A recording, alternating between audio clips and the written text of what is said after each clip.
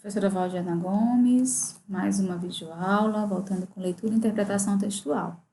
E antes de irmos para a indicação da nossa agenda, vamos ouvir uma poesia, tá certo? Que vai fazer parte da nossa acolhida de hoje. Espero que vocês estejam bem, escutem com bastante carinho essa poesia, que ela foi escolhida com muito carinho para vocês. Chama-se Janelas, tá bom? Pelas janelas da minha vida, sonhei. E tudo que vi e desejava, aos poucos se realizava. Outros sonhos se transformavam, sem pressa.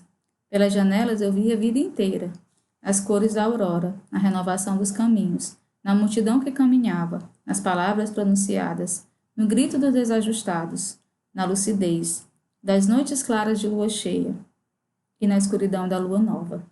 Mas era na criança que brincava, e na inocência do seu coração, que viu os sonhos que ali estavam, e a cada ano se multiplicavam.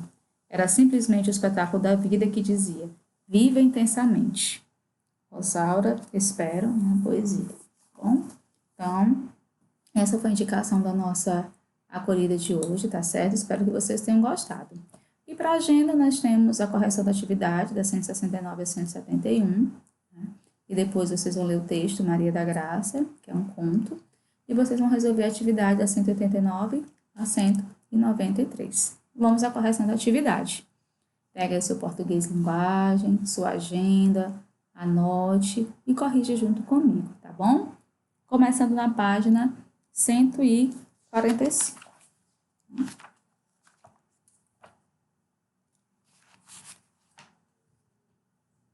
Olha aí. Página 145, correção da 169 a 171. Olha aí, compreensão e interpretação. O texto narra as preocupações de um pai ao descobrir que o filho está deixando de ser criança. Na narrativa, aparecem as vozes do pai, do filho, do narrador e as reflexões do pai.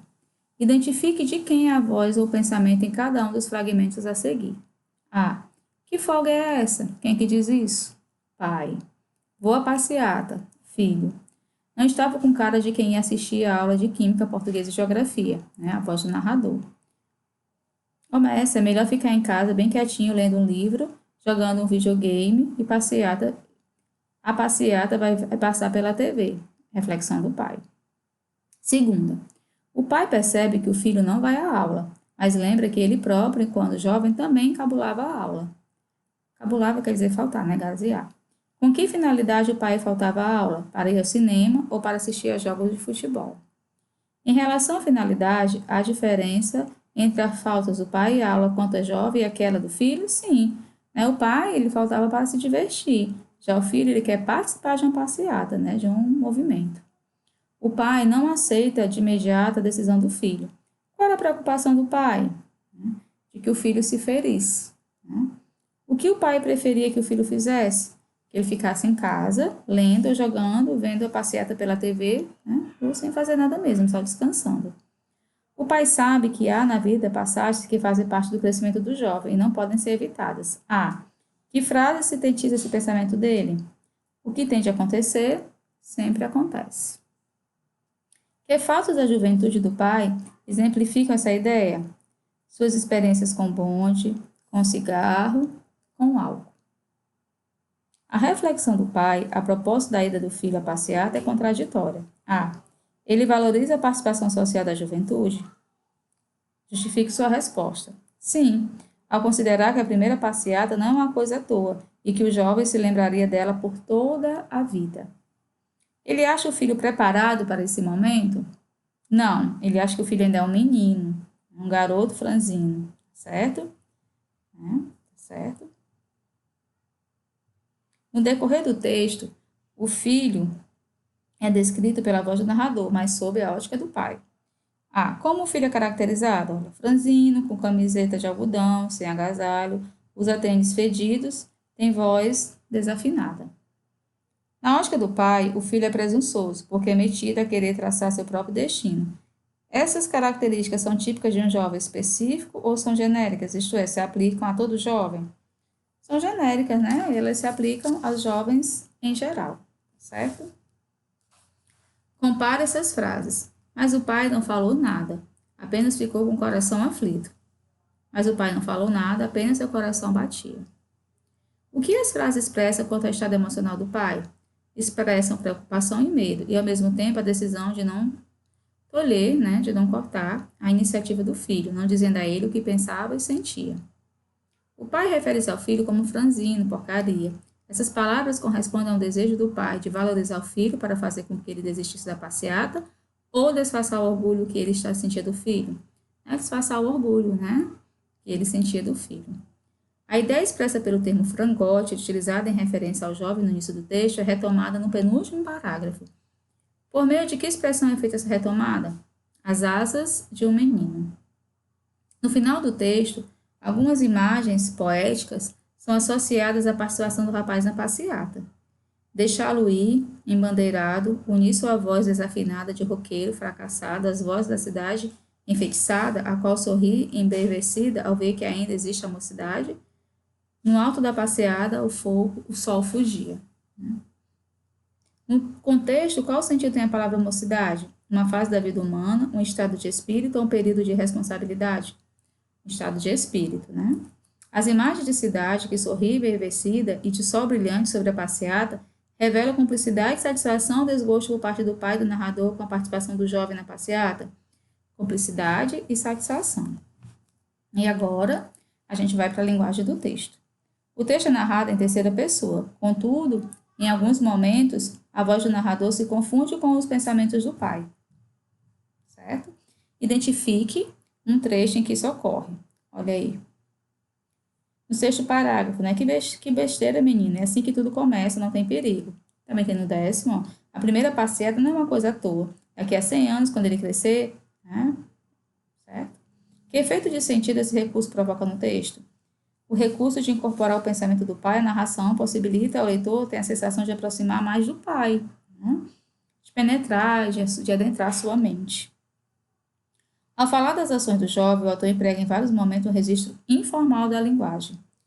Identifique no primeiro parágrafo expressões que exemplificam esse registro.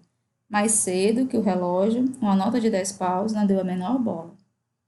Uniformize as formas de tratamento na seguinte passagem. Você cai, pisa, amassa, sua avó vai brigar comigo. Tu cais, te pisa, te amassa, tua avó vai brigar comigo.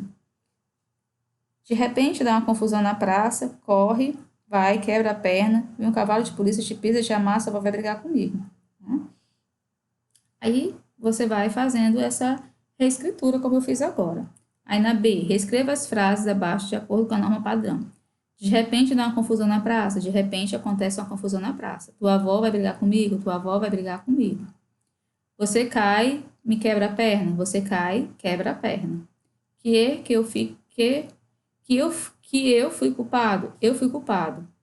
Certo? Em 3 momentos o narrador faz observações entre parênteses. Olha aí, 6º parágrafo, 7º parágrafo, 12º parágrafo. Considerando o contexto, responda: o que justifica o emprego dos pais nessa situação? Trata-se de comentários ou opiniões do narrador, a respeito do pai ou a respeito do que o pai pensa sobre o filho. Por meio dos parentes, o narrador isola-se dos comentários da narração propriamente dita. Então, essa de identificar, eu espero que vocês tenham entendido, certo? A gente retoma aqui para os nossos slides, e vocês vão entender que o conto ele é um texto narrativo, escrito em prosa ou em versos, que possui determinado narrador, certo? Com um tempo em que intervém personagens, tá bom? É assim que ele acontece. É literário, curto, uma cédula dramática do único conflito, uma linguagem objetiva, direta, privilegiando as ações, pode ter ainda as preponderâncias das reflexões do narrador, levando em conta muito mais os sentimentos e pensamento do que as ações, certo? Aí qual vai ser a estrutura? Uma introdução, que vai contar com a descrição do espaço ou personagem, uma complicação, que se dá com os fatos iniciais que colocarão as personagens em alguma situação nova, o desenvolvimento, um momento de maior intensidade dramática, um epílogo, aquela situação final do conto com o prêmio, o castigo, a vitória ou derrota do protagonista. O narrador geralmente é um ser fictício, produzido pelo autor para que conte a história, e é a partir do ponto de vista do narrador que os fatos são relatados.